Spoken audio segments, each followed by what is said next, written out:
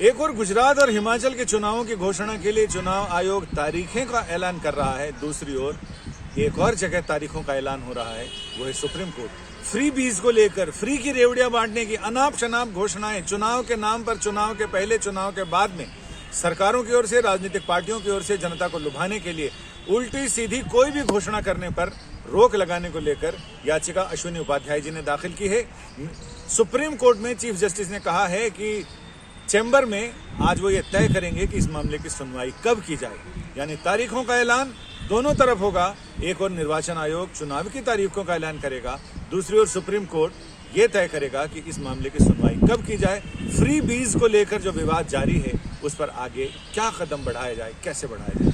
अश्विनी उपाध्याय जी हमारे साथ हैं, इनसे हम बात करते हैं। अश्विनी जी, आज आपने मेंशन किया कि इतने दिनों से ये याचिका पेंडिंग है, इस पर सुनवाई जल्दी की जाए, और कोर्ट ने पूछा कि आखिर इसमें जल्दबाजी क्या है। आपने कहा कि चुनाव की तारीखों का ऐलान होने वाला है और राजनीतिक पार्टियों ने फ्री की रेवड़ियां बांटना शुरू कर दी हैं, यानी गपोड़ संख्य घोषणाएं शुरू कर दी हैं। जनता एक मांगते हो कहते हम तुम्हें 2 देंगे। देखिए, हिमाचल भी कर्ज में है और गुजरात भी कर्ज में है।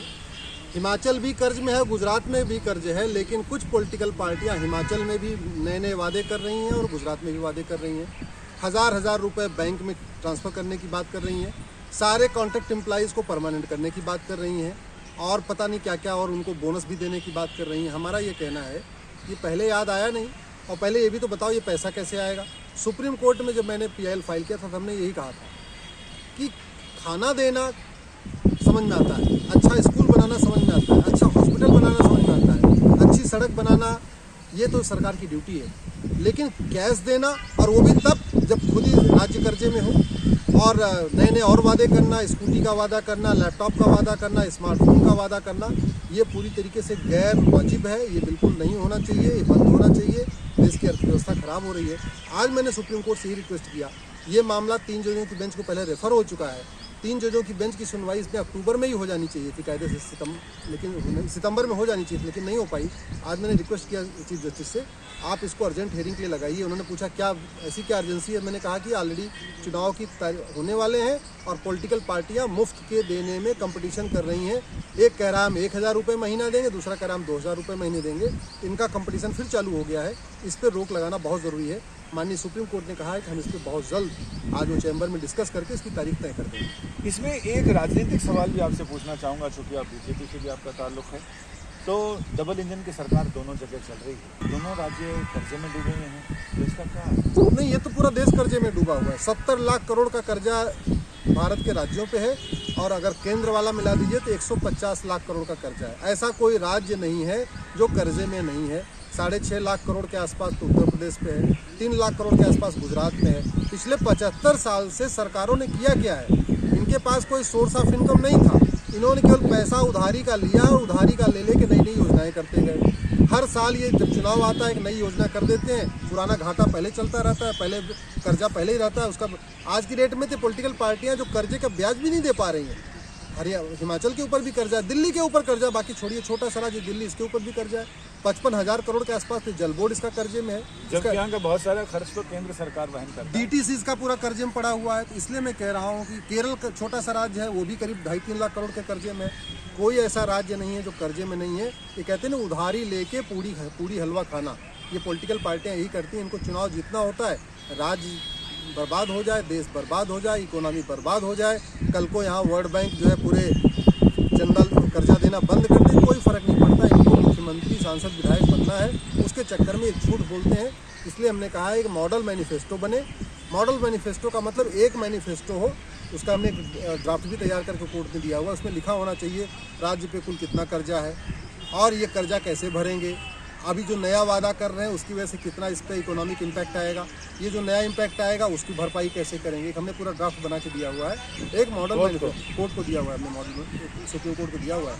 अब सुनवाई होगी तो मैं आशा करता हूँ कि जो मुफ्त रेवड़ी का कल्चर ये भी बंद होगा और देश में एक नया वन नेशन वन मैनिफेस्टो का ड्राफ्ट तैयार होगा। इसमें दोनों चीजें हैं। एक तो जो भारत को विश्वगुरु बनाने की बात करते हैं वो चारवाक दर्शन को फॉलो कर रहे हैं, यावत जीवेत सुखम जीवेत ऋणं कृत्वा घृतं पिबेत। और जो लोग नई सोच के हैं उन लोगों ने गालिब को अपना रखा है। मुफ्त की पीते थे मैं, लेकिन समझते थे कि हाँ रंग लाएगी हमारी फाका मस्ती एक दिन। तो देखते हैं किसकी फाका मस्ती रंग लाती है, ऋण करके घी पीने वालों की या फिर मुफ्त की मय पीने वालों की।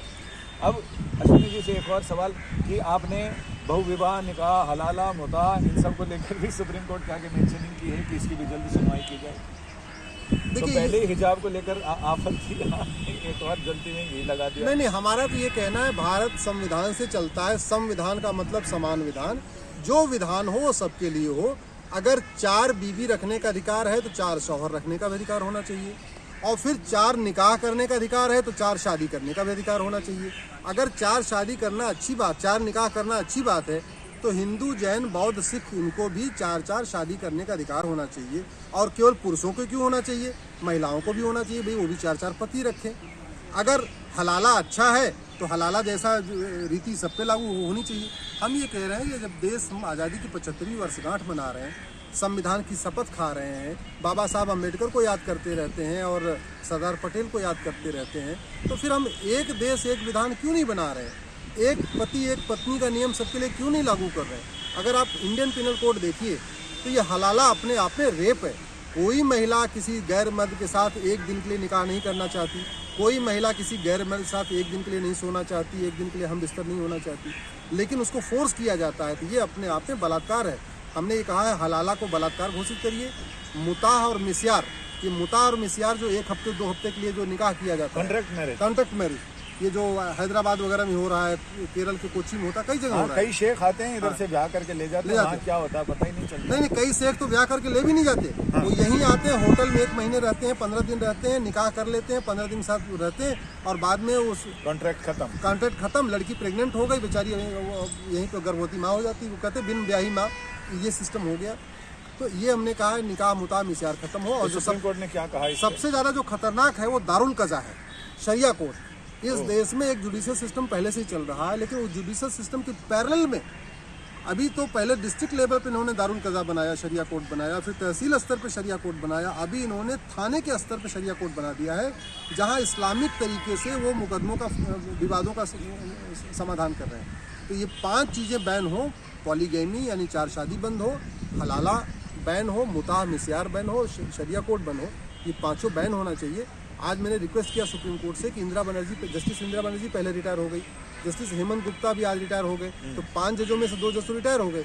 हमने कोर्ट से कहा आप इस पर नई बेंच बनाइए, तो कोर्ट का ये कहना था कि अभी इस पर जवाब नहीं आया सेंट्रल गवर्नमेंट का, तो जवाब आने दीजिए, तो दिवाली के बाद इस पर नई बेंच बनेगी। यही कहे कि वो दिल को बहला रहे हैं, वो अब चल चुके हैं, वो अब आ रहे हैं। ये जवाब पिछले कई सुनवाइयों से चल रहा है कि केंद्र सरकार जवाब देने वाली है।